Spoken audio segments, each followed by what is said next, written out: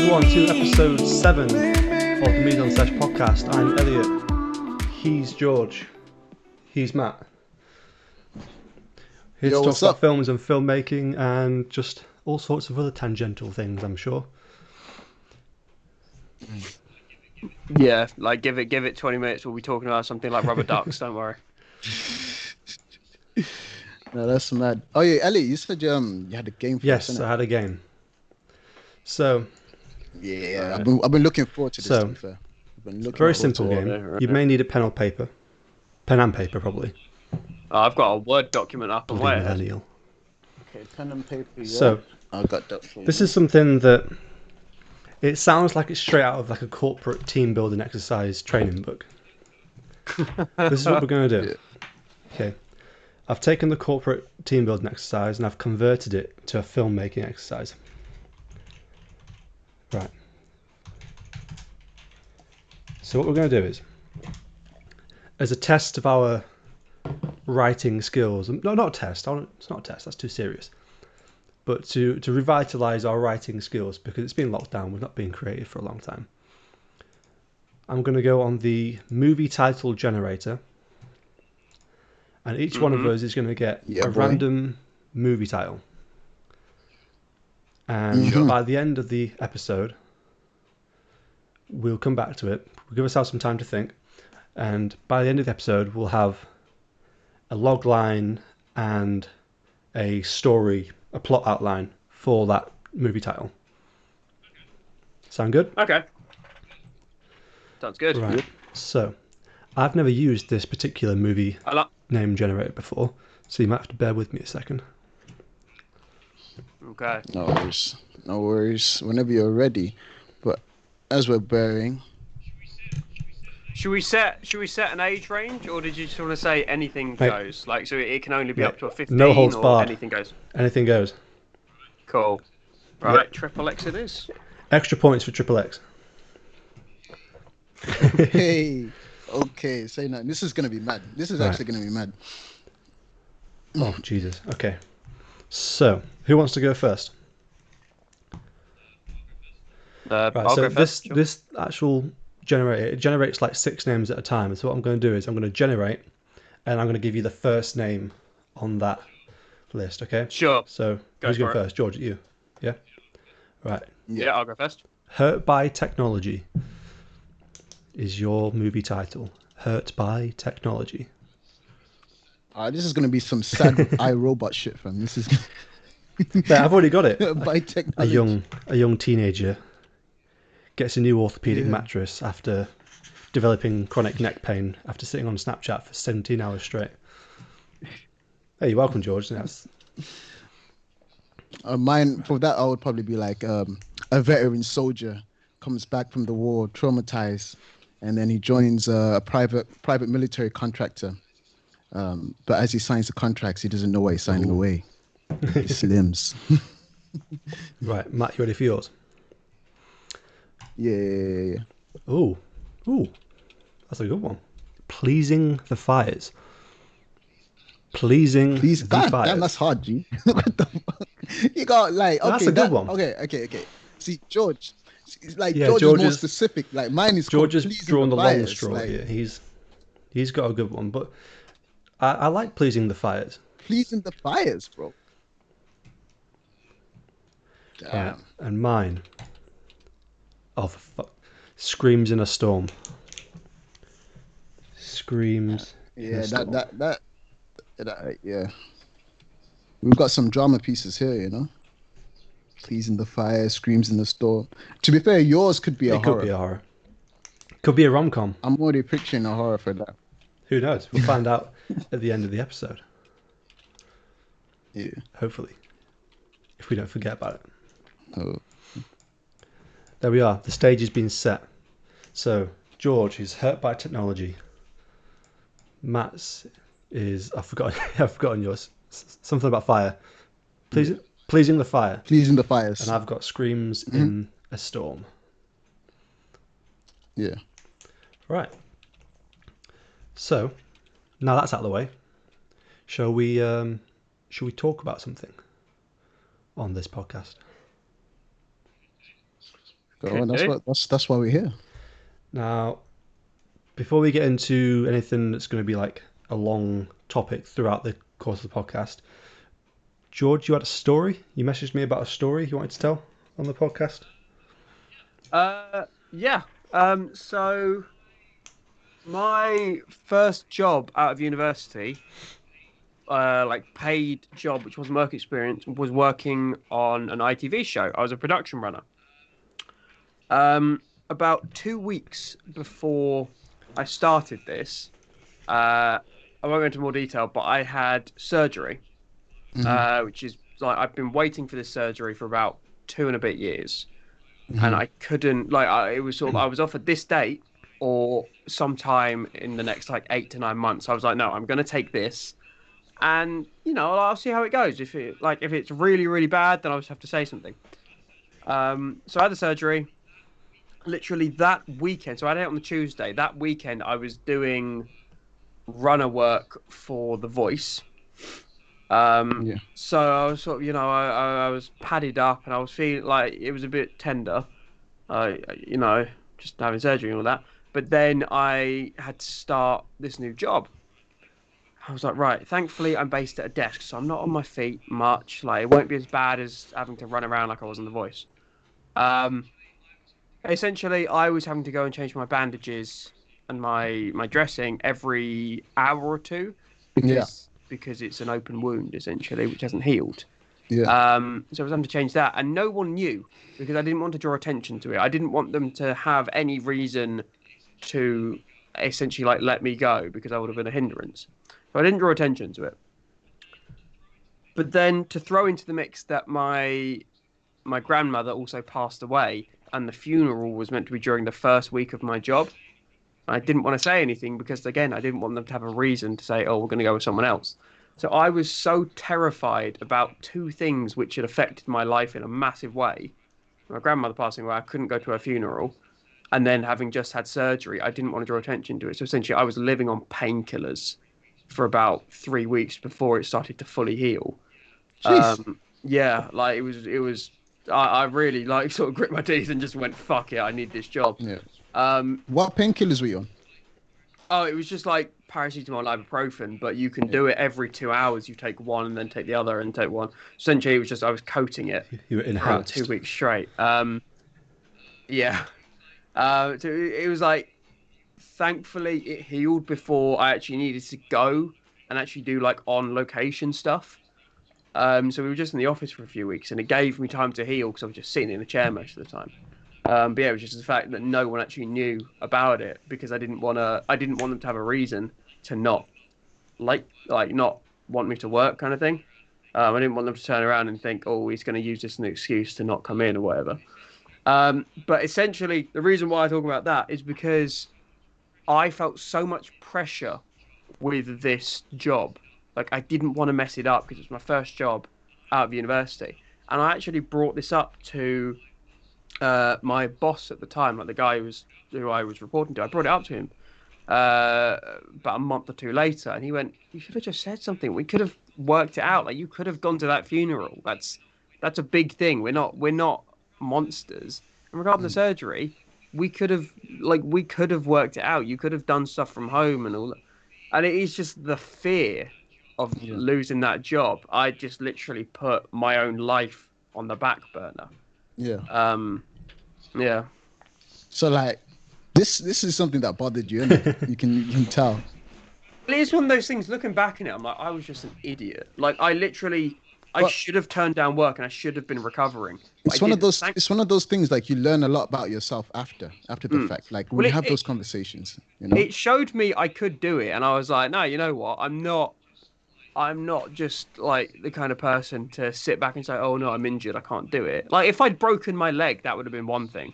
It was surgery, so I was healing, and it was a bit tender, but um, yeah, like it is what it is, kind of thing. It showed me I can do it, but it's one of those things. If I had to choose again, I'd just say, "Look, I'm having surgery on this date.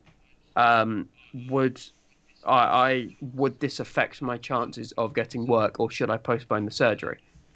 And if they say, oh, maybe it would, then I'd still have the surgery, depending on how bad it was. But then I'd just have to grit my teeth again and just live on painkillers. Um, and I'm not saying I was addicted to them or anything. It was literally just I was very much scheduled. It had all planned out, scheduled, taking painkillers so that they would overlap. So therefore, I wasn't just in agony trying to work. Like I wasn't addicted to painkillers or anything. But yeah, the point of that was never put a job before your own life, kind of thing. Because I said Yeah. like I said, I said to them, they were like, no, we would have found a workaround. That's fine. Yeah. Because it is one of those things. I do regret not going to my own grandmother's funeral Yeah. because I had a job. And it's just the fact both these were. It was like the first week, and I didn't want to make a bad impression on the first week. It's like it's crazy, like how fear stops us from doing certain things. You know, like Mm. like I've had it before where I have presumptions of, okay, there's something that I really need to take care of, right? But if I go and take care of this, it would mean that my other responsibilities wouldn't be taken care of. And you look at sometimes you may look at things and be like, how would they react? How would my employer react? Or how would that friend that I promised to do something for react? And yeah, insecurities and fear can really play on you there. And I think that's like for me in this past year, it's like I now do things in order to overcome my fears and insecurities. You know, whether Yeah. it's the skits I do on IG, or the writing, or just other things, or traveling. You know, like that's my goals now, like just to overcome those fears and insecurities. Yeah, because like being worried and being afraid, like that's a temporary thing, you know, and the events or the opportunities or the things you could do, you know, they're also temporary. But like, you know, using George's example of like, you know, not don't want to like sound like a pile on or anything, but like just to me, I think of it as like, you know, I'm going to be working for the next 50 years of my life, but this funeral is only going to happen today. Yeah. So it's like if if you worry too much, you're going to miss a lot of things. But but Yeah, just talking about what George brought up, it's like that's something that I think we don't really appreciate about living like in the UK and working in the UK is that, love it or hate it, the human resources department, powerful tool. yeah, Like there's no, yeah, like, in retrospectively you can say like there is no way they're going to be like, oh, surgery, oh, okay, fired, because that's So you say that if it's in I writing. Actually, actually if it's in writing, they'll true. never like I fire you because of surgery or like family events. I had it where actually on. I'm not going to go into more detail because I don't want to name names. But I had it where a senior of mine, he was essentially like the top of the food chain on this certain production. He he just for some reason didn't like me, and obviously I'm very much bottom of the ladder kind of thing, like the lowest rung possible. So I'm very early in my career. Um, so he essentially just found any way possible to make my life hell in terms of like he'd give me ridiculous tasks to do, um, uh, like they needed me to go get something, but then wouldn't like he was like, oh no, no, you can walk it. It's only like a 40-minute walk. But then he needed me to go get like some heavy stuff. So in the end, I managed to get an Uber. But and then it was he essentially had a go at me to the point I was fighting back tears in front of everyone for something I couldn't control. So I then reported it to HR. They then brought it up, which then meant that he knew I'd said something. So he then found the next possible opportunity to let me go. Because anytime you talk to them, they have to say something. yeah. But then if he turned around and said, well, he wasn't doing his job properly, like it was either we get to the point where we pay two people or we do some, like we find someone who's better. Would you say that power can kind of bring out the worst in people? Oh, for Like, I sure. would say, especially in television, those who are high up, I'm not saying this for all of them, because I've met some people who are very senior and they are some of the nicest people I've ever met. But there are definitely some instances where I've met people who are very senior in TV, especially, and they are very much, as someone put it, like they are old school television, where it's like they're very misogynistic and it's like Yeah. you do what they need or you don't do it at all, kind of thing. Like you don't have the job.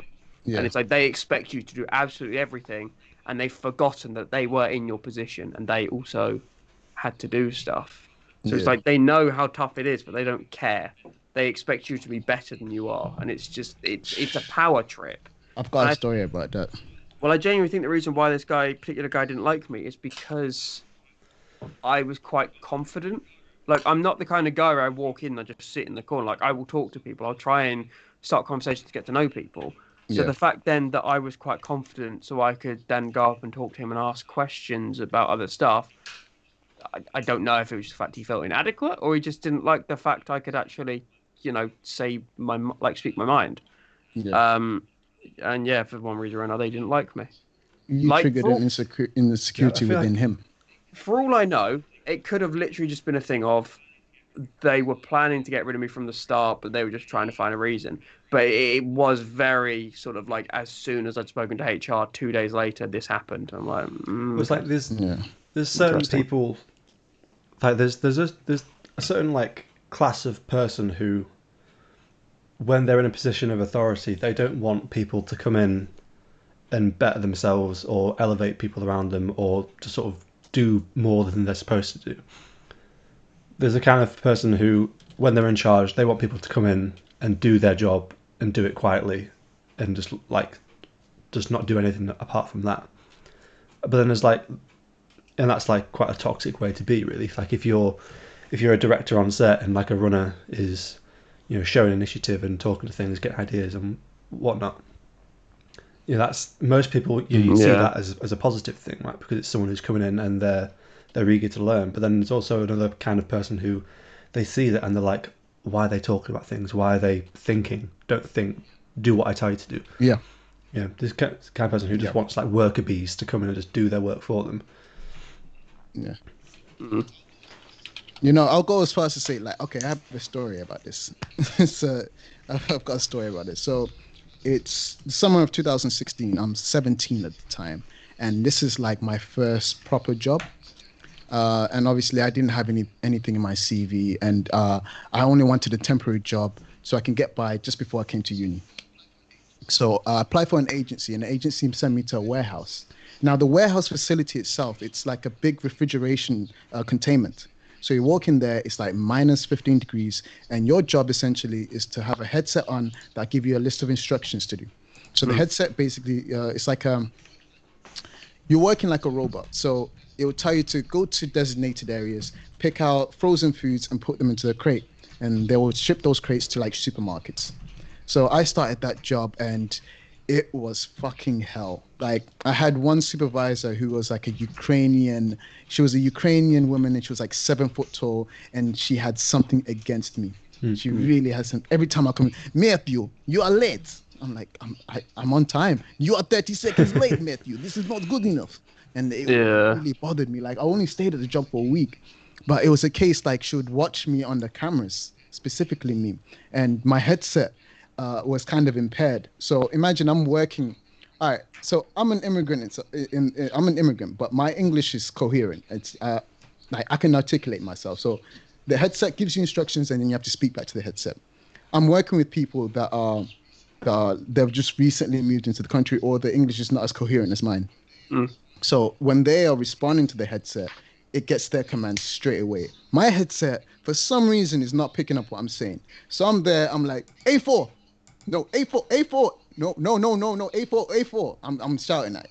And I'm reporting this. I'm telling my manager, I'm like, no, Matthew, the problem is you're not talking properly to the thing. So you need to emphasize. You speak from your chest, Matthew. Say it with your chest. Say it So with your I'm trying chest. my best. I'm trying my best.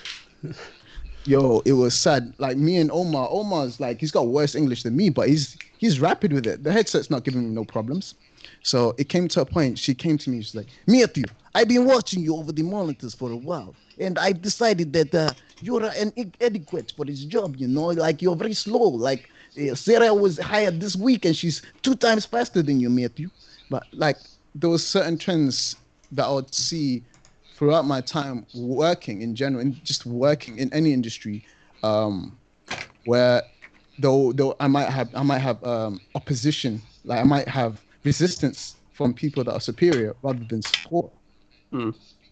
and it just speaks on people that you're working with. Because I've been in jobs where I've had the support and it's allowed me to progress a lot faster, more rapidly. Like nightclub industry, for instance, like the support I had from there is because they noticed my strengths and they pushed my strengths. Obviously, I had weaknesses, but they would identify those weaknesses, but push on my strengths. So I felt like within that particular industry itself, it was like, okay, I like the way they work. I like the way. I'm not saying this for any nightclub industry because the nightclub industry is very dark. It's a very dark place. But I'm talking in general of just the work lifestyle. Like you will meet people that will have resistance towards you, and 9 times out of 10, you won't know the reason. You won't know the reason why you're being pushed more than other people. Are there reasons? Yeah, sometimes there are. Sometimes there might not be. That might just not like you. It's crazy. No, I've definitely had like I was saying before, the guy, like the executive, whatever, I got the impression he didn't like me. But in the job I'm in now, it's like I walked in and I was very clearly like very, very green. Like I didn't know a lot of the stuff I was doing. So I've Yeah. had to learn very, very quickly. Um, but it's the fact that this has been taken into account. Like the people I'm working with knew this was the case. They knew I hadn't worked on this scale before. So they didn't expect me to walk in and be able to do XYZ in 2 minutes. Like it took me time to learn. And now I've had the time to learn. I can do it. I can think on my own. I can be like, right, this needs to happen. This needs to happen. So it is a thing of like if they give you the time, then you can adapt and you can learn. But if they immediately have it out for you because you don't know everything that everyone else does, it's never going to work out, and it's Yeah. very This just irritating. reminds me of a time. It was in my third year of uni, and obviously, as you two know, I was on the American football team at uni, and Yeah, like for those of you who don't know, American football is quite an intellectual game. There's a lot of stuff you have to learn in order to play it well, and you have playbooks, and there's anywhere between like 50 and 100 plays in a playbook. And I remember, I think it was like week 3 or 4 of like the preseason. So you got a freshers week, which is like zero, and then you've got like 5 or 6 weeks of preseason before games start at uni. I think it was week 3 or week 4 yeah. of the preseason. So this is just like less than a month after freshers week. So where people have first, signed up to the sport and like, had a go at it. And there's a lot of guys who are not even sure if they even want to play the sport properly or not. But I remember our coach after a session, because there was lots of mistakes made, like playbook mistakes made. So they'd do the wrong thing when the ball was snapped, and people would run in different directions. It was a bit of a mess. And he pulled the entire team. It was like 100 odd players, pulled them aside, and he just unloaded on people for not knowing the playbook. And this was a year, in my third year, we had lost. I think there was 13 returning players from the previous year. So the vast, vast majority of that 100 or so players, you know, about 10 or 15 of them were returning players. So everyone else was brand new to the sport. And he just unloaded Hmm. on them, all of them, and saying, "This is not good enough. You should know this stuff. It's simple. If you don't know it, you're either stupid or you're not putting in the effort." And the next training session, like 50 people turned up. Like a solid half people were just like, "All right, see you later." Jesus. You know. But it is that there's no point trying to run things by No. fear or anger, because then you're not going to get the respect. It's like if you can turn around, like if he turned around and said, "Look, guys, I appreciate you are new to this, but as you can see, things aren't working. Like maybe we could try a different approach, see if we can all learn together." Like It's a that. it's Yeah. it's a very old mindset, to be fair, to be running things by fear. Like if you look at the most successful companies now, with the exemption of Amazon, look at like Google or Apple, how they run their workforce. It's there's more concentration on the happiness within the workplace. Like, you know, something as simple as like Facebook does it, where a CEO, Zuckerberg, would sit with the employees, so he would have his own cubicle. Like he's a CEO, he's a billionaire. He doesn't need his own cubicle. He doesn't need to talk to the peasants, but he's there with the people and the way they cater. Like I was watching one video on YouTube actually, and it was showing the Facebook headquarters in London, and it was showing how the cafeteria, they're flying different chefs from around the world, and they have a big buffet, and you don't have to pay for the food or anything. And there's this the spaces you could go to if things get intense, where like it looked like I'm going to struggle to say this word, rehabilitation center, almost like that in the workforce. And it brought a lot out of the people. It's like with that traditional mindset of I need to keep pressuring my workers to work as hard as possible, you kind of forget what generation you're talking to. We are from the digital age, so we are aware that nah, I've seen how Zuckerberg treats his employees. I've seen how I've seen how this type of industry treats their employees and how much happier they are. Like I'm unhappy here, and I know that I'm not being treated right. You know, we live in that time of information where we know these things. Like, so we know what bad treatment is because we've seen it countless times. We've seen the media that exposes harsh workplaces. I can't remember what it is exactly. It's like a teacher in like school. She writes up on the board 9 times tables. She goes from 1 times 9 to like 20 times 9 or something. And they're Yeah, all correct except the first one, which is seen that one. instead of like 1 times 9 is 9, it's 1 times 9 is 7. And they all laugh at her. All the kids laugh at her because she's got it wrong. And she goes, "Why are you laughing at me? Because you got the first one wrong." "Yeah, but I got all the rest of them right. So why are you not praising me for everything I've got right? Why are you pointing out the one thing I've got wrong?" And it is that mentality of you feel underappreciated until something goes wrong, and then all of a sudden, all of that anger is pointed towards you because of one mistake, which is human. Everyone has Uh, human error. I've got a question on that. Do you think it's a human thing where we have to find what's wrong in something, and that forces us to overlook what's right in it? I think Do you it's think it's a easier. human It's like a easier to human point feature? out things that are wrong than it is to praise things that are right. If you Yeah, were praising things that were right, you would Yeah, constantly be saying, well done," and it would lose the effect. So yeah, when you do something really well and they say, "Well done, that was really, really good," it has that impact. But if you're not getting that, but you're getting the polar opposite of like, "What the hell are you doing?" Because yeah, it's like I spent like 4 or 5 years working in hospitality, so in pubs and restaurants. I I'm pretty good with holding drinks and stuff, but when you've got about 15 pints on a tray, believe it yeah, or not, it gets quite heavy. And in hospitality, you're not meant to use 2 hands. You're meant yeah, to walk around with it like that, and then you've got your other hand free to do other stuff. But I'm obviously there supporting this tray, and I carry all 15. But if one of them gets knocked over, that's not because I'm doing my job like badly. It's because it's very fucking heavy, yeah, and I'm not getting anyone else to help me. yeah. But it's like I'll be ripped on the fact that I've dropped a pint rather than the fact that, oh, holy shit, you just carried 14 pints pretty well. Yeah. Like it is that thing of like, yeah, you get pulled up on a lot of stuff. But Talking about yeah, hospitality, I used to work for Marco Pierre White. oh no, Uh, yeah, nice. It was not nice.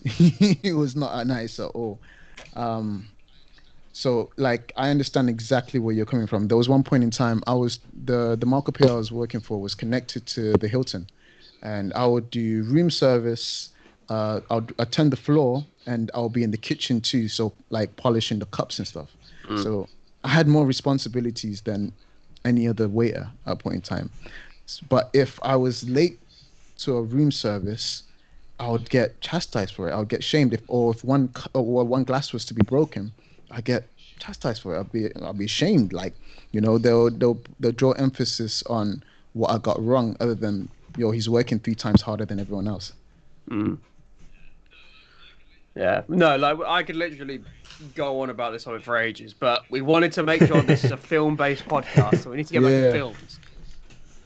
Films. Go But on. yeah, point I was trying to make is don't ever put a job above everything else. If you've got issues in your life, tell the job, and if they really want you, they'll work around you.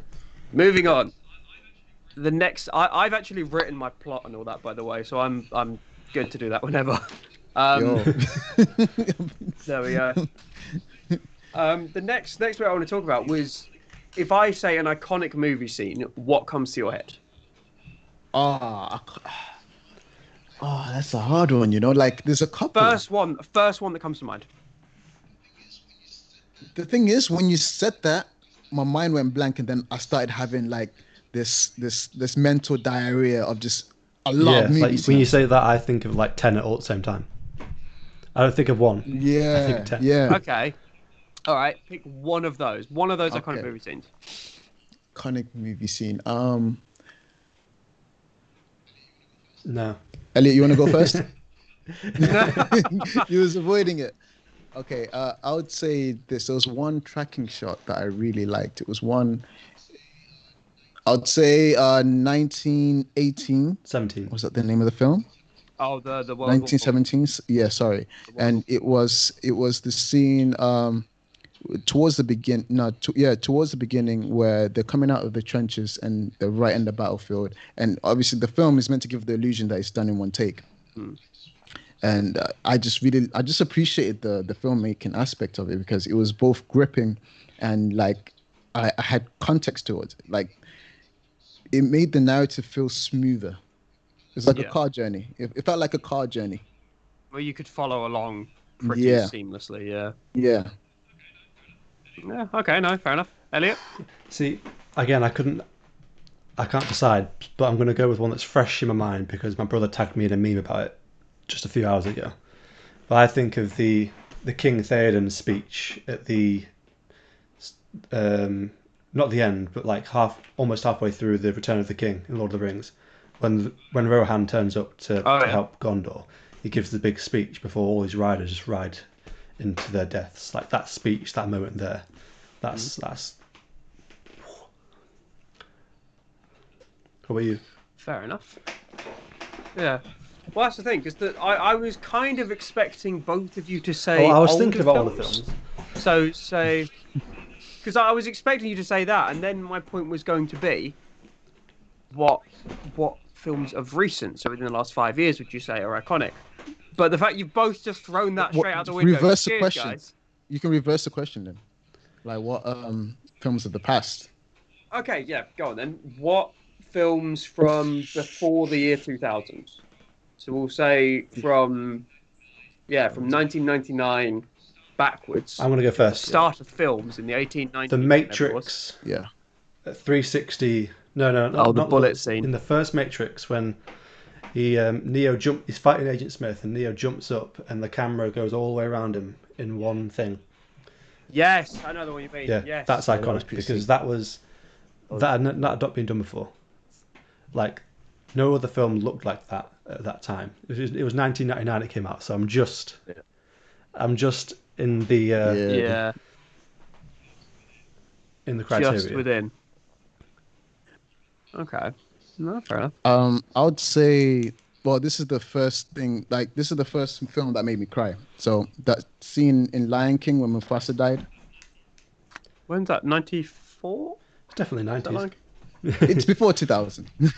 Yeah, it's before 2000. 1994. Yeah. Yeah, you got that right. Wow. Yeah, that scene where Mufasa died, or that scene in Terminator, where he just landed and he comes out when Arnold just comes out. Oh, what, when it's butt naked, dick swinging up? Yeah. That man has confidence. No, fair enough. I'd probably have to go with the scene in Seven, where it's like, what's in the box?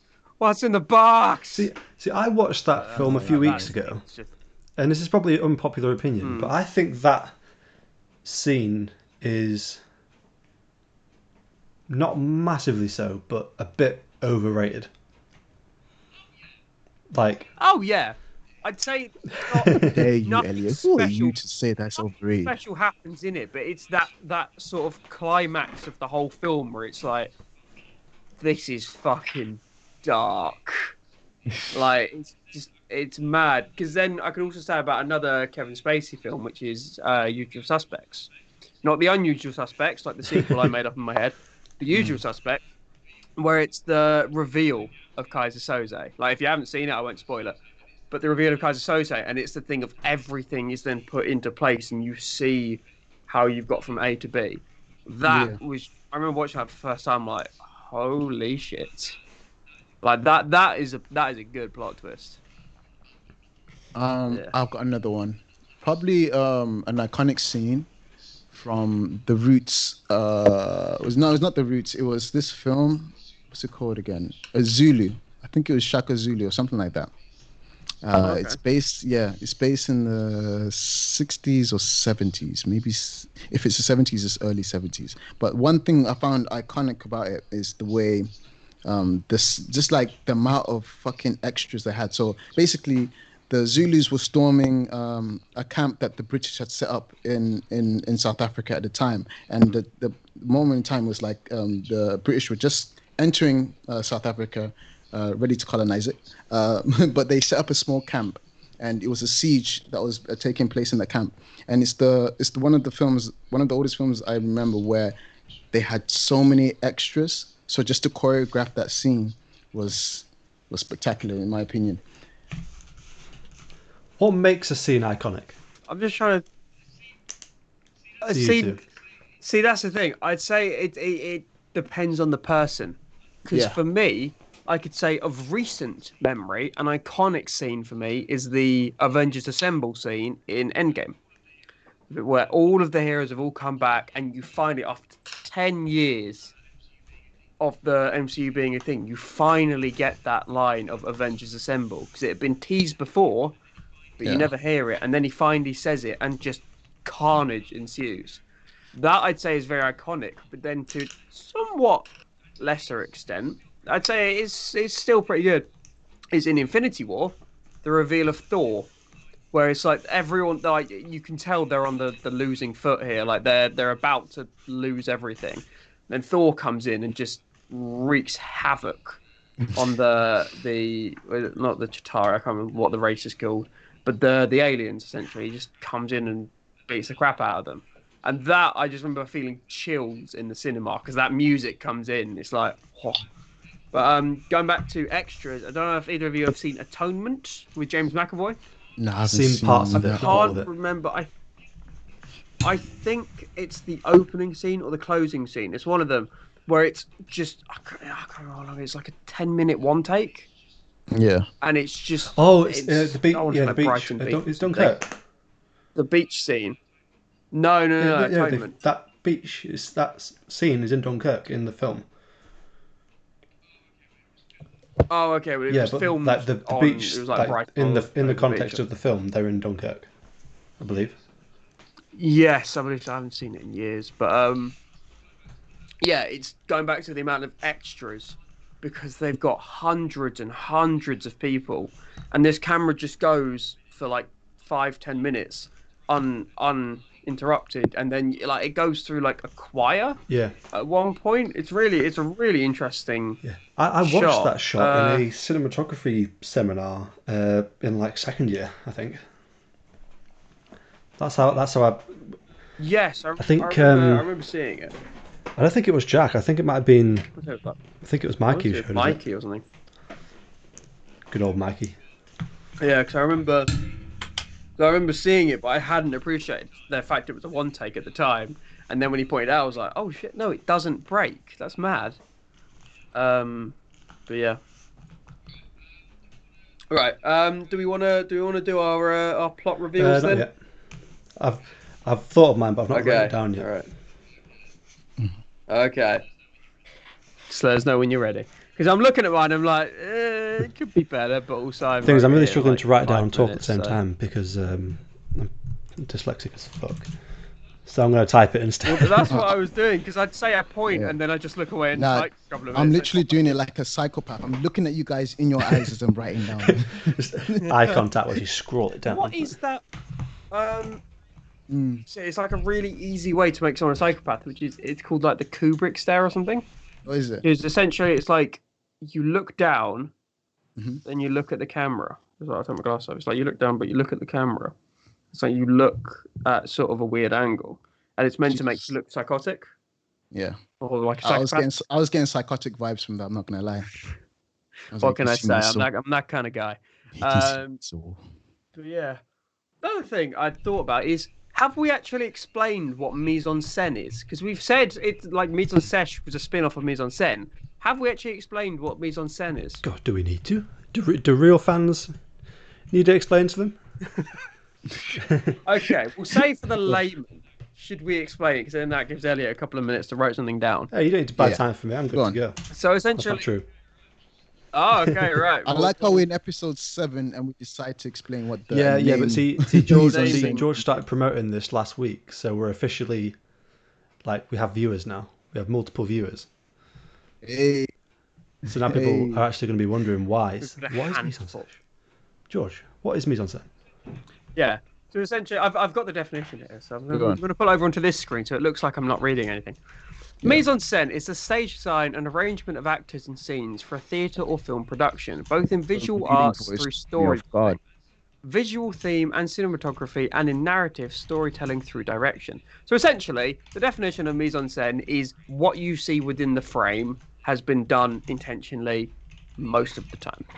In student films, mise-en-scène is kind of like, right, I need my actor there and I need to focus on this thing over here. The rest of that is just It's the it's just there. construction of the scene. But in high production films, so say like Stanley Kubrick films, anything within the frame is there intentionally. Like they've built this set for a purpose. That thing in the corner is not just there because they had it on hand. It's been put there and designed intentionally for that space. So essentially, mise-en-scène is what you see within the frame. Yeah. So that's what that means. That's where mise-en-sesh came from. Yeah. Don't think we need to say more. If you're still And confused, it became then take it up with mise-en-sesh Matt. because, yeah, because alcoholics. being university students, we wanted to have Yeah, a pretty party, much. and since we were all film production students, I'm going to take full credit for this, changed the name to Mise-En-Sesh because Yeah, you mise-en-scène did is sort come of up with a name. construction of the scene, mise-en-sesh, construction of the sesh. No, it's the downfall of students is what the mise-en-sesh I, mean, is. I did some of my best I work don't in think the Eddie midst of mise-en-sesh. survived Thank you that very much. night. I like it how it's the ex engineering student that decides to create a group with the purpose of just drinking and getting fucked up. Yeah, pretty much. Making it for last time.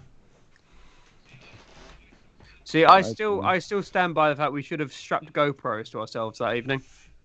That would have made for But- one hell of a found footage film. You could do that for any night out though, really, couldn't you? At uni.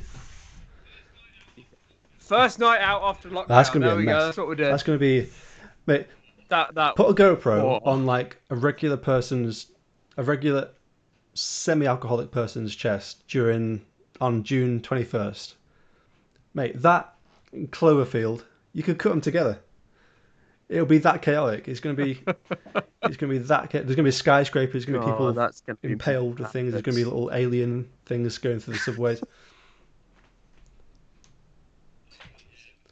Yeah, it would fit pretty well. Right, are we ready to do our little reveals then? Again, no, I haven't typed it down yet. Well, we were supposed to do it at the end. Right.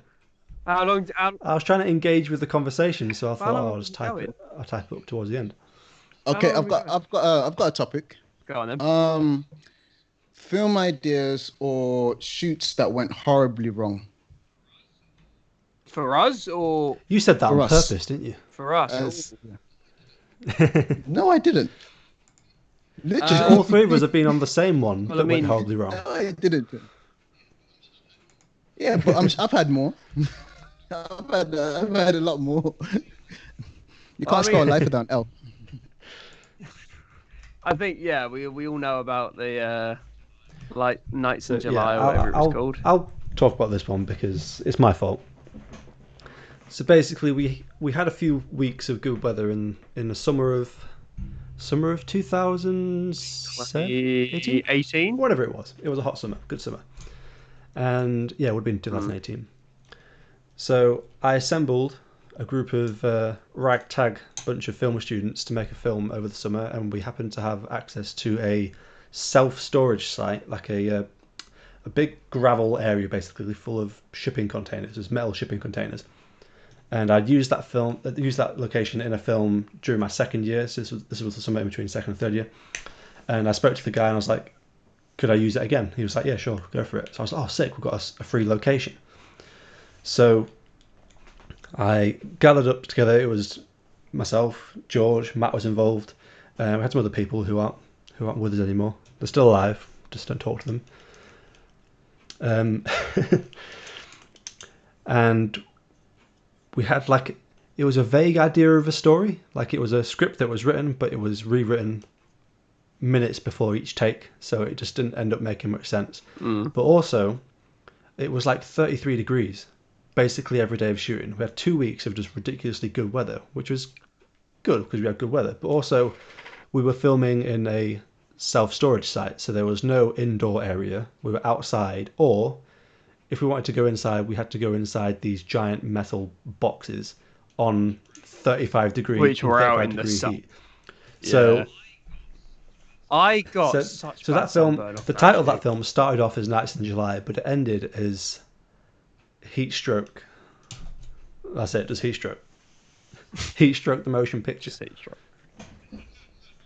But it was fun. It was fun though. Like yeah, it was there were tough times with it because of the heat and stuff, but it was a fun experience to be fair. Oh yeah. It, Yeah, it meant that we had the freedom to go out and film something. We just happened to choose yeah, worst possible time to do it because yeah. it genuinely got to the point we had to keep doing trips to like the close by Tesco's For water and for air water. conditioning. Like we were running out of water. Yeah. Yeah, my neck was so sunburnt after that. That was ridiculous. I was lathering up with sun cream, but even still. Um, what's a shoot I've had that's gone wrong? Obviously, yeah, Nights in July. So my second year film, I wouldn't say it went wrong, but it was the fact of just things changed within like 5 minutes kind of thing. Like we planned to shoot somewhere and then all of a sudden we had to go somewhere else because someone like we were filming in houses, like shooting houses, and then people were like, "Oh, I'm actually not going to be in at this time, sorry." So we had to go somewhere else. But the issue with it was that we'd been essentially sat down and just given a lecture about health and safety and the fact if you're filming outside, wear high vis jackets, people can see you. The issue was then that we were filming a one shot, and in the reflection, you can't see anything except some high vis jackets. So that was an issue. But I don't know if there's anything. No one's been injured on sets that I've been on. Oh god, what have I done? Oh, I had one where this was in college. Um, I was working with a few people. Mhm. A couple of them were in a relationship, and they had quite a messy breakup halfway through filming. Nice. So that was interesting. Um, but yeah, No. yeah. I just want to preface this. This wasn't anyone I was with at college. If anyone happens to be watching this, no, it was a couple of mates of mine who I was filming something with just on a weekend. Um, Mhm. and I was pretty good mates with both of them. Like, I've known the guy since school, got to know his Mhm. girlfriend quite well because obviously they've been together a while, and then they had a very messy breakup. But she was like the lead actress, so that was fun. Yeah. But yeah, no, I haven't had any like Mine major issues. Mine was basically in second year I was working with a friend of mine and we wanted to start like what's it called a mockumentary, right? Mm. And it was based on the lives of people that attended the library. So the concept wasn't anything, fantastic, but it was like more to explore these different individuals that live different lives, but they all have a common goal: go to the library to get work done. Whether they're students, that are members of staffs, or members of the public that just go to the library, our focus was on that and to break down the dynamics of each of these characters' relationships. So we worked on this script for, I want to say, a good 5 to 6 months. We comprised 10 episodes out of the script, and we had scheduled the shooting dates. So we had a whole month where we were going to film the bulk of those 10 episodes. And we had one main actor, one main actor who was who was meant to be the link between all of these different characters. And the shooting was meant to commence, I want to say, possibly in May of that year, second year, right? Like 2017, 2018. Yeah, 2017, 2018. And we had everything ready. We got the props, we got the actors, we got the shooting schedule, and it was very strict. The day before we could even begin filming, the actor contacted us and told us that, yeah, he or she can't make it. And this had ruined everything. It ruined everything to a point where, because we were so short on time, we had to reschedule. We had to change the script. But because we changed the script, we had to change other characters' roles and involvements, and shooting dates were now the shooting dates were now complicated. So we ended up not doing it because everyone had focus, and everyone had side jobs or uni going at the time, and it was very complex to then change everything around him. But it was a letdown. It was a huge letdown, especially when you take your time to work on something for so long and it doesn't pan out. You know what I've just realised? There we go. Fuck's sake! I was looking at it like something seems wrong. Yeah, you just went from a 2-2 to a 2-1 with that. Very good. There you go. Mise-En-Sesh. Now your set's looking better than Elliot's. Oh, still. wait. Lighting in frame. Don't worry, Elliot. You can be third best, yeah? That iron's really doing bits from that. Oh, what? Yeah, George can't do that. Okay, I can do red man's and got a blue. ray. Now this is the Sesh on Mise-En-Sesh. Hold This on, is hold what on, we're hold talking on. about right here. Oh my god. What have I got? Crap. I can't fix it. I can't match that. I don't have a bloody police siren in my room. Next week though, I'll have a lamp. You should just get a massive lava lamp. I have a lava lamp. My mum got it for my birthday last year. Could actually just put a lava lamp. Yeah. All right, I'm ready to go with these stories. Right, we'll go in the What is draw it? order. So George, you can go first. All right. So my title was Hurt by Technology. My tagline: an online relationship can be more complicated than it seems. The plot: a young man, Tim, has been talking to his online girlfriend, Kaylee, for over 3 years. They have never been able to meet since he's from the UK, she's in America, but both of them are too poor to travel, so they have agreed to meet up when they can afford it. The reality is that Kaylee is a fake personality being controlled by Rick, a perverted middle-aged man who really enjoys manipulating people to make them fall in love with a fictional character. The issue with this is that Rick has fallen in love with Tim. Jeez. There you go. Hurt by technology. The motion I like picture. that. Yeah. And the Academy Award goes to. I like that still. Yeah, there you go. So I like, picture that sort of what like a inspired the idea? rom-com Sorry. kind of thing. What inspired the idea? What inspired it? I looked at the title and went, right, online relationship. What could go wrong? It reminds me of Her. Obviously, it's nothing like it, but like it just reminds me of that. Oh, is that the Joaquin Phoenix one? Yeah, that was a good film actually. That's an iconic film. I haven't seen that. Oh, you need to watch it. Scarlett Johansson Yeah. did a good. And so did Joaquin. So did Joaquin. Fair enough. Yeah. All right then. Is it me then? Yeah. My title is Pleasing the Fires, and my log line is Sex with the Devil is a death sentence. I want to say that again with more emphasis. And my log line is Sex with the Devil is a death sentence. Death sentence, death sentence, death sentence. Yes. And basically, my story is about world-renowned French fashion designer Marie Blanchet grooms a young Dick Gregory, an inspiring fashion designer from a small town in Wisconsin, in the promise of a big break in the fashion industry. Um, Blanchet pimps Dick for her own sexual desires, revealing a dark world of perverted sexual demons within the fashion industry. So it's basically about a guy that he joins he's an aspiring fashion designer, and he joins his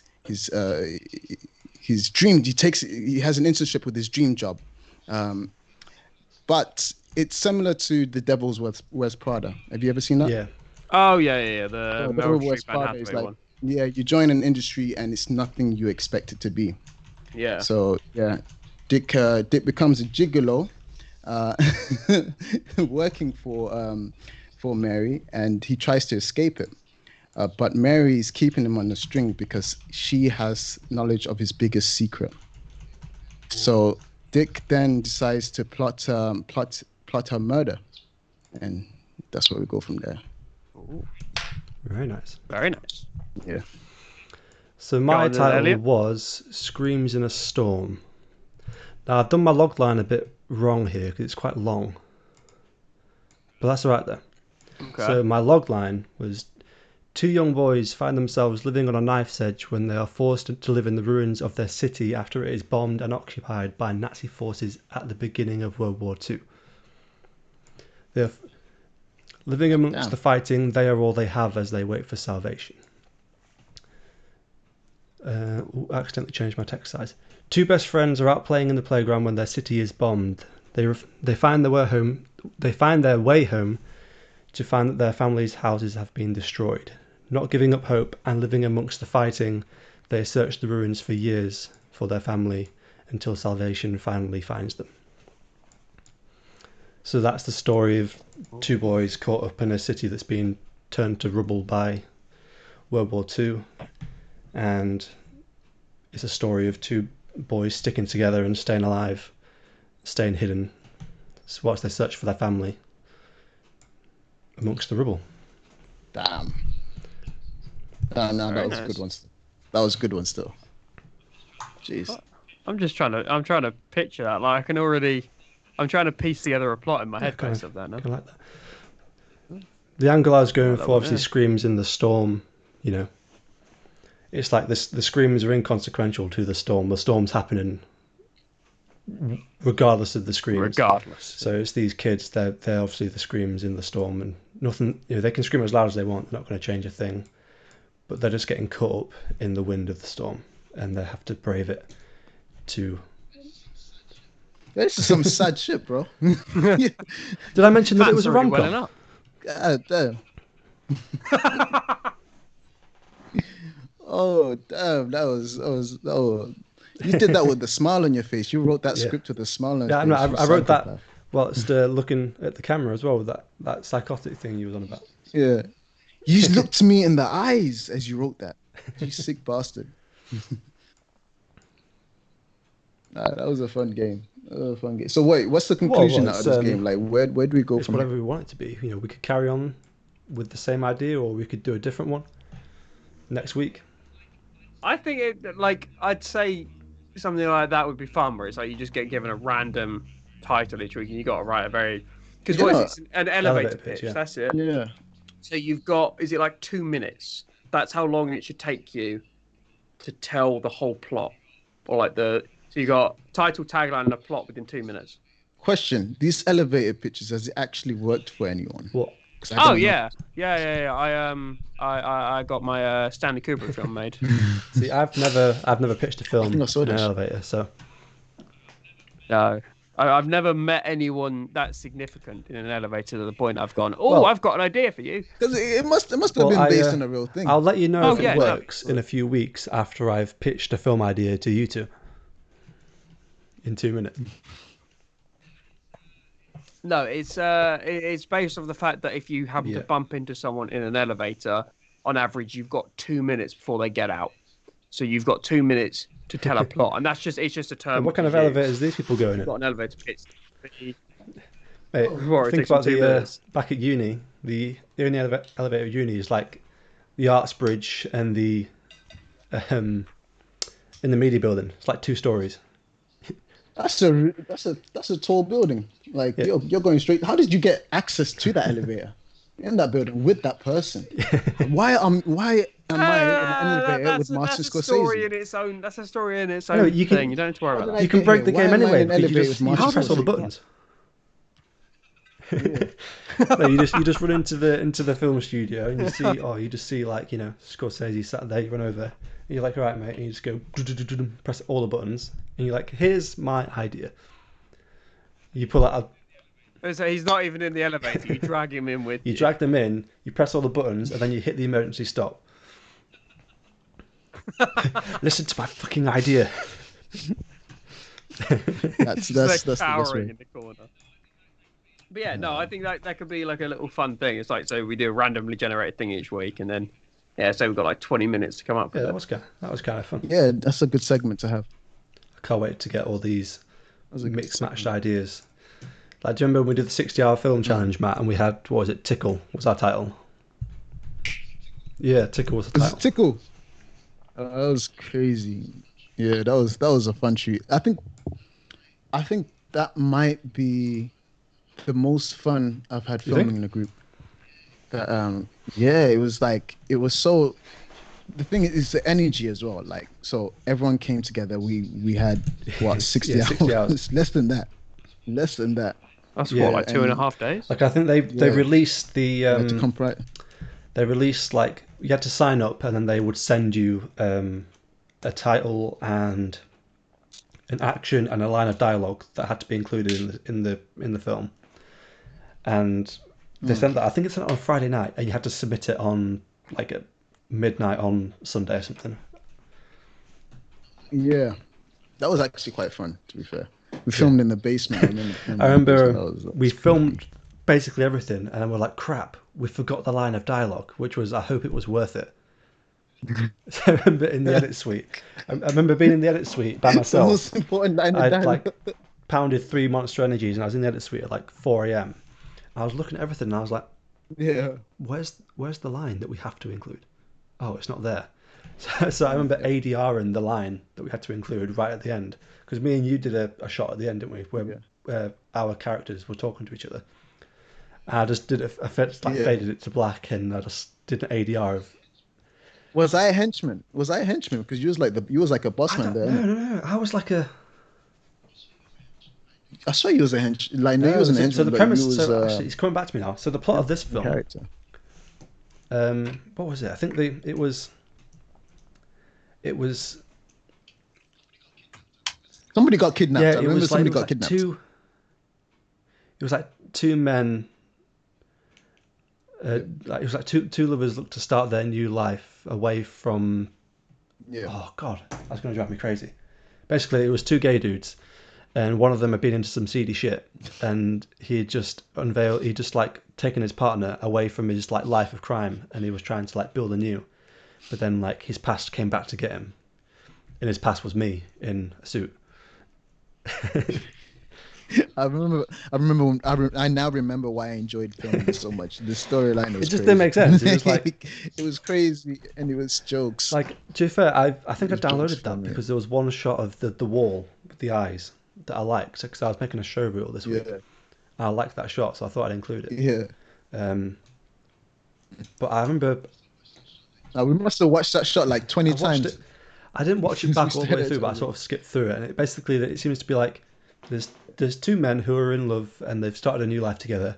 I show up, one of them disappears, and then they're in a basement, and then we're outside shaking hands. Sounds about right. Movie making brought to you by It was so Maris fun. Cup. Yeah, that was a fun time. Fun times indeed. We should do that again. June 21st. Yeah, I'd be well up for that, to be honest. Mise-En-Sesh 60-hour film challenge. a little 60 hours. I'd be so up for that. You know, one of these days, yeah, we should take one of our segments and then do the 60-hour challenge with it. Like one of the storylines, we should pick one of them and see if That'd we be can cool. actually pull it off. See if we can Yeah. make a film using purely the podcast set. Oh God, Yeah. Jesus Christ! Did I'm you guys just not? just picturing the stress of that now. Did you not see the table reading with Shia LaBeouf, Brad Pitt? I think Jennifer Aniston must have been there as well. But they were doing a table reading from one big film. I forgot the name of it, and Shia LaBeouf was so in character. It Was was it like incredible. Fury or something? No, Jennifer Nah, Aniston it wasn't wasn't Fury. there. But Fury's I an don't think there underrated was film, any by the women. way. There was like two women. in Fury. Yeah, Such a good film. I love that film. Such a Yeah, good film. that's something. Shia did. He was. That's deserving something that I've Oscar. never done. Like Yeah. in my vast career of like several films, I've never actually done a full table reading of a script. Mm. Partly because we can never get everyone in the same room at the same time. Yeah. Yeah. Maybe that's what we'll do. We'll write a script and we'll do a table reading. I've done Have a it night. once before when like when I was planning the second year project. And yeah, it feels like it really is like, especially if you wrote the script, it can be an overwhelming experience when you're seeing other people just read your work on a table and it's going well. It's a great feeling. One thing I fell into the trap of is I pictured it being read a certain way when I was writing scripts. I pictured it being sort of expressed one way, and then when the actor obviously then tries to take their own spin on it, it annoyed me because it's like, why are you not doing it how I wanted you to do it? And then I had to sort of do a reality check, and I was like, because you can't read my mind. Like, you weren't there Yeah. when I was sitting up like 3 a.m. trying to finish this. Like, yeah, You had a like Quentin Tarantino moment. almost. To be fair, I probably wanted to strangle quite a few of the people I've worked with. But That's beside a the point. separate episode of the Mise-En-Sesh. No, it's one of those things. The Strangle List. That is a whole other episode. No, it's one of those things where I had to realize, I'm like, having not really worked with actors before, it's like you need to give them the freedom to explore this character, because if you want them Most to definitely. realistically play this character, they can't. You can't expect them to play it one way and then all of a sudden change because this is how you wrote this. Like, Yeah, like Yeah. it's a it process. needs to feel natural. You know, you got to think It of it is. like, you know, if you run through a scene 50 times, you're only going to use one take. So, 49 out of 50 are going to be wrong, essentially. Like, so you got to go through the process. You got to go through the stuff you don't like to get to the really really good bits that you do like. That's why rehearsals are so yeah. important. Rehearsals, especially for actors, is so important because you're very limited Yeah. on time on set. You're so Oh, limited yeah. on That's time. So you have to get that's it probably the right. hardest thing about like directing a film if you're like a student filmmaker is like I remember when Yeah. I was directing our third year film, probably the 100th time we've referenced that film on this podcast so far, but it was like we could never get the crew in the same room together, and all the cast were cast like we had the main character was coming Days from before. like Sheffield, we was in Lincoln, so he wasn't going to come and do a reading. Yeah. We did one audition over Skype, and another guy I didn't even see an audition from him. It was just like the producer knew him and was like, "Oh, he's good, yeah, he'll do."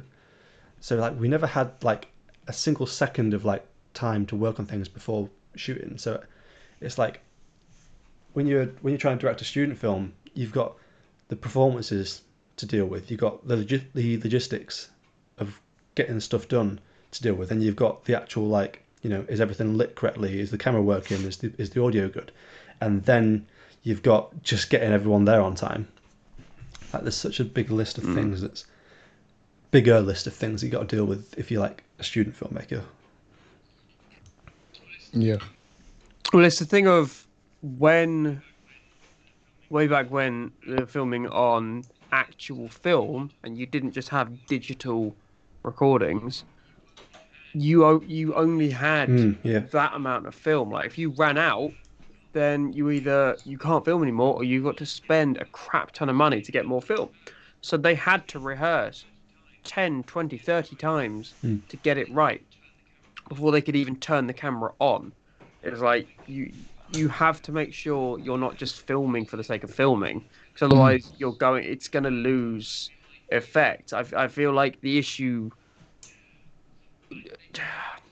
they might have discussed it at uni. I don't remember them talking about it, but it's like an issue I've found on set is the director sometimes just sits. They don't interact with the character, like with the actors or whatever. They just sit and direct from behind a monitor, which shouldn't be the case. It should be a case of you run through the scene, you rehearse it multiple times with the director literally next to the character or the Yeah. actor, get like and sort of helping them get a feel for what it is you're trying to portray. Because obviously the director's the one who's trying to get the story across, and the actor's the one who's trying to physically do that.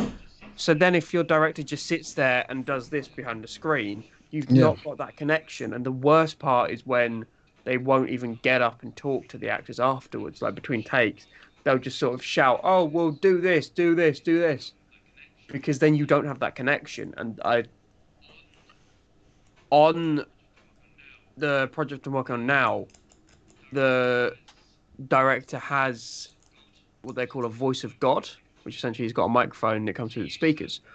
So he uses that quite a lot, but he also gets up and goes and talks to the actors. Like he Yeah. gets up out of his seat and goes and talks to them, and that I really respect because it doesn't just it shows that he cares about the film. He's not just sitting Yeah. back and just letting things happen. Like Well, yeah, like for me, because I've dabbled into acting before. I did some theatre back in the day. Nothing serious, but one when I was working with different directors, there was one director in particular that stood out to me, and the reason he stood out to me is because I was doing the scene. In my head, I thought everything was going all right, and it probably looked okay, but the director understood that he would get more out of me. So he would stop the scene midway, come to me, and he was an older man. He was like probably in his 50s, bald, like 6 foot, and he came to me and he shouted at me he shouted at me because the scene basically I was meant to pretend that I'd just been shot in the leg, and I have to crawl out of the stage, Yeah. right? So he shouted at me in order to rile me up. So it was kind of a display of like passion as he was shouting at me, and it was like, "This is what you must Yeah. do." Da, da, da, da. He was bringing a lot of emphasis into his voice. I saw his energy, Wakes you up. and it brought in and like, yeah, it pushed more energy into me. So then when he was done shouting, and he said, "Okay, stop," like I went straight into the role, and I find myself delivering like this was in the rehearsals, by the way. Well, it couldn't have been in the live show. That'd be crazy if you stopped it midway. You got off your seat. Stop and the go, show! stop. yeah. But I've never had this before. But in rehearsals, people stood up. The actors I was working with, like there was probably 25 of us in the room. Everyone stood up and started clapping because it was the performance was was very authentic and genuine because the director made me feel like it was real. Mm. When you have that connection with that director, it can bring out so much more from the actors. Not even just the actors, the set, the crew.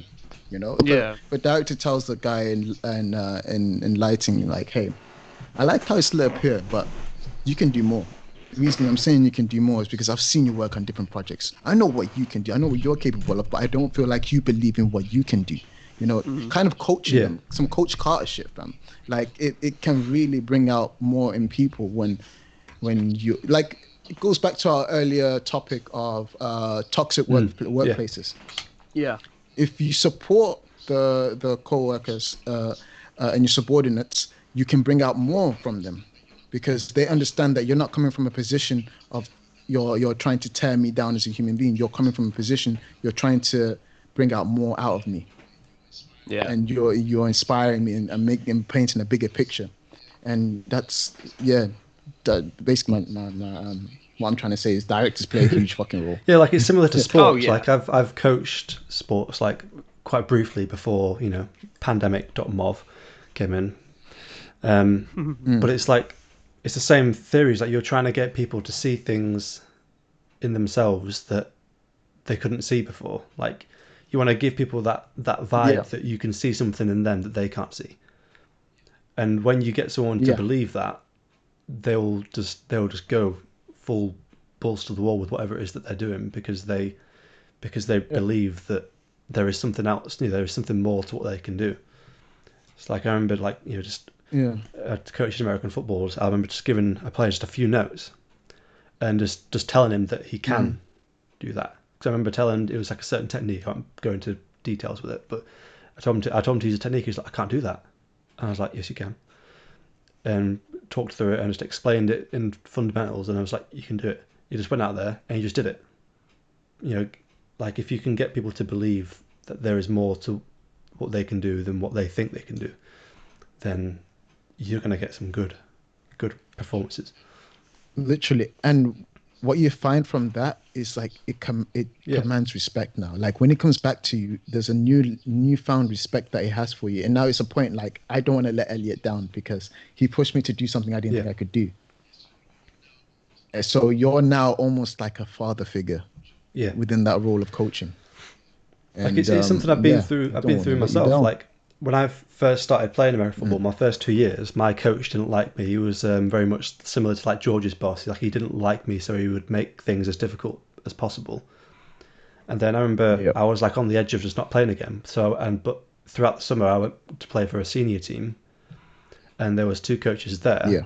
who, I'd had 2 years of being told what I can't do, and they would tell me to do things that I'd never done before, and I was like, I can't do that, and they were like, yeah, you can just do that, just do this, and that, and I'd just go out there and I'd be like, well, like, I'd be on the field in front of like 100 people on either side of the field because spectators and stuff, and it's like, oh, like they've told me I can do it, so I guess I'm gonna have to go out there and actually, I've got to try and do it, and then it's just that little hint of belief. It can Yeah. snowball really quickly, but if you can get that little sniff of people believing in themselves. Well, it's not even a thing of like they might just be saying it literally just because it's like, well, we need you to do it. Like, but it's a way if they phrase it of like, no, come on, you can do it, you can do it. Yeah. They might Yeah. be lying through their teeth, but if you believe that they believe in you, that's it. You've got all of the power in the world, and it is that Yeah. thing of. I can't think of any situations off the top of my head, but I've definitely been there. Where it's like I feel so low and so crap, where I do just want to quit stuff. But it's that one time someone comes up and says, "You know what? No, that was good. Like, well done. Yeah. If we work on it, we can improve it." And it's that one thing of like, no, right, fine. I'm going to stick at it. We have to remember we're emotional people at the end of the day. So when somebody entices those emotions in you of whether you felt abandoned when you were younger, because these are emotions that are being triggered that are kind of like past Yeah. trauma. Do you get what I'm saying? Because there's been a point in time in all of our lives where we got picked last for a football game or basketball game or something like that. So when somebody comes to you and be like, no, I picked you. Yeah. I picked you first because I know what you can do. Mm. It's somewhat, you gain a level of confidence that you didn't know you had within that particular field, and then it brings out the best in people. But then going back to the first one I made, which was like you put your job above everything else. Like you say, I'd never been in that scenario where I was the popular kid in school. Like I didn't have a lot of friends. Like the friends I had, I still talk to now.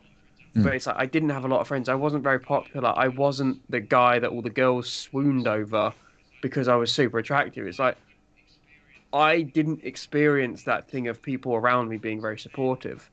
So then to be offered a job in the industry where I've wanted to work since I was young, to be offered such a great opportunity, I didn't want to risk that at all because I didn't want them to turn around and say, no, you know what, we can't rely on him.